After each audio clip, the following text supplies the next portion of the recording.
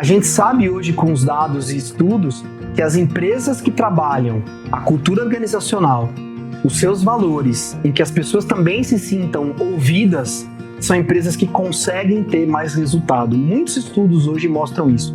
Da McKinsey, empresas que têm mais diversidade, que têm mais inclusão, conseguem ter um resultado às vezes de 20%, 30% maior ou mais do que as empresas que não têm diversidade, que não têm inclusão.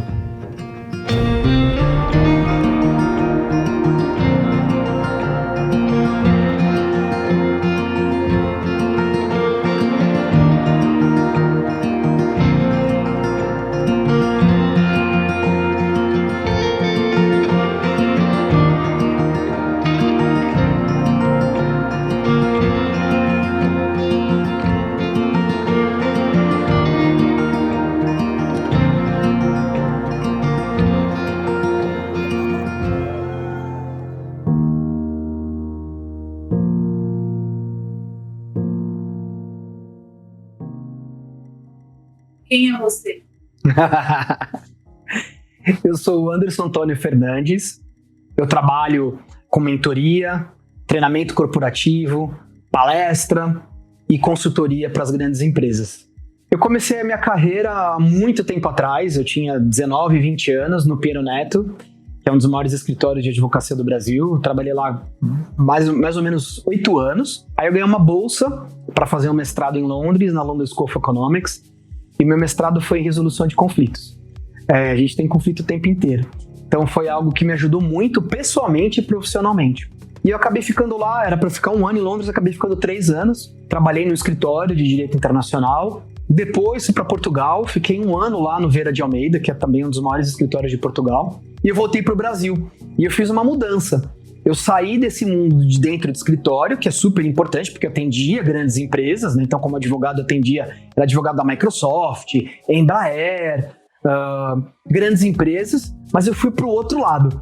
E aí eu decidi trabalhar dentro da empresa, que é um mundo também completamente diferente. Como gerente, diretor jurídico de empresas, por exemplo, como a W Torre, Nortel, Amyris, que é uma multinacional de biotecnologia. E foi uma experiência incrível. Tanto na área jurídica como na área de compliance, eu consegui também sentir a dor da empresa, de estar nesse lado. E de 8 anos para cá, eu fiz uma transição de carreira como consultor, como coach, como palestrante.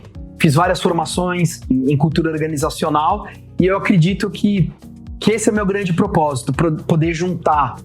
E quando eu falo desse propósito, para mim é algo que eu sinto que é o que falta muito no mercado, que é juntar o lado da experiência corporativa, que eu tenho mais de 20 anos, mas junto com o lado humano, o lado da psicologia. Então eu tenho formação em psicologia junguiana, psicologia analítica, psicologia positiva, e também como psicoterapeuta, trazer esse lado humano junto com o lado corporativo do resultado. Nesses últimos anos eu dei vários treinamentos, consultoria para grandes empresas no Brasil, fora do Brasil.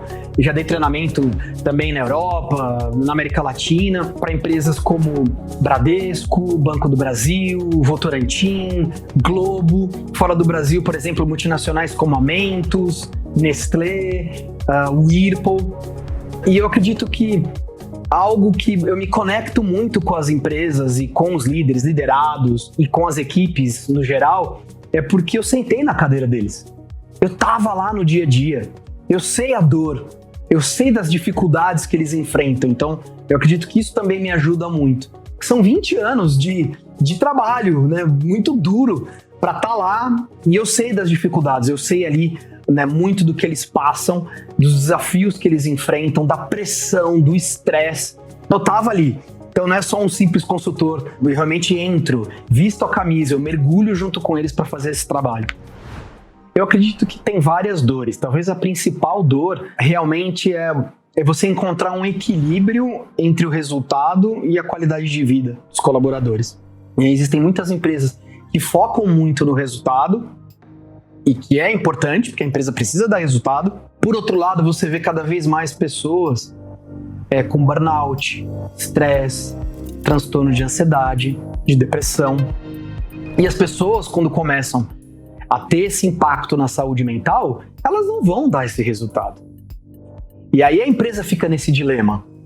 por isso que é fundamental também ter esse lado humano, esse lado da psicologia organizacional, de poder fazer com que essas pessoas, tendo uma saúde mental equilibrada, continuem performando, trazendo resultado, mas sem deixar de lado, que é super importante, a qualidade de vida dos colaboradores.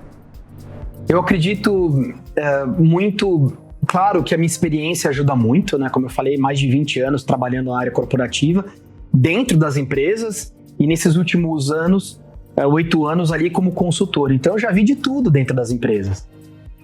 Eu acredito que o mais importante, em primeiro lugar, é que nem quando você vai no médico, que você está doente, e você vai fazer um diagnóstico, né? Então, com exame de sangue, raio-x, não importa.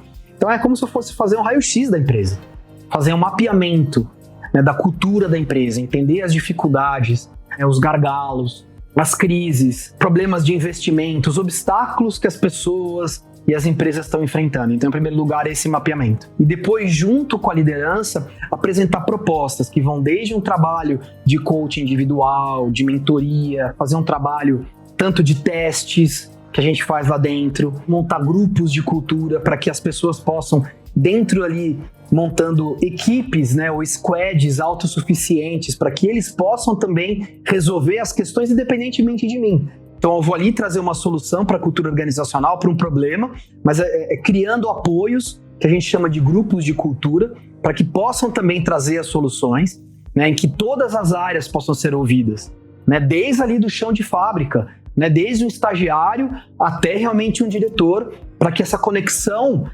possa ocorrer, para que essa comunicação, que é muito falha nas empresas também, possa ser trabalhada, porque as pessoas não conversam, parece que não, mas é curioso, né? A informação, quando chega ali, às vezes, no chão de fábrica, já é completamente diferente da informação que veio ali do diretor. Então, criar mais uma sinergia e também trabalhos, por exemplo, com palestras, treinamentos, e algo realmente muito profundo, porque todos os meus treinamentos, eles têm algo fundamental para mim, que é um plano de ação. Então, a gente não sai de uma sessão, não importa se é de mentoria, de coaching de grupo, sem planos de ação, com data, algo concreto, em que as pessoas realmente saiam com tarefas, né, e que líderes liderados possam cobrar. Não fica algo abstrato. Quando você faz um trabalho de coaching de grupo, ou individual, um treinamento, para não ficar algo no ar, né, eu falo que eu não gosto de treinamento de motivação, porque todo mundo sai contente, tipo, que legal, motivação, tal. O pessoal vai lá e pula, dança, mas e aí?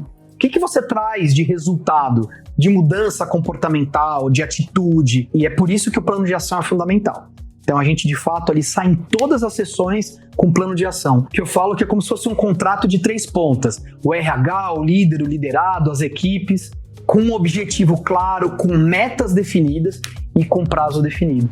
Eu vou trazer um exemplo aqui de um case de sucesso, que eu trabalhei numa grande empresa de energia. Quando eu fui fazer o mapeamento, eu percebi, nas avaliações 360, na conversa com o CEO, com os diretores e gerentes, que, como todo, assim, a cultura da empresa, eles tinham muita dificuldade de delegar e de fazer muito microgerenciamento, de ter o tempo todo controle dos casos e de estar o tempo todo ali tentando resolver em 2, 4, 6 mãos, mas o líder ali no microgerenciamento. E o CEO também fazia isso.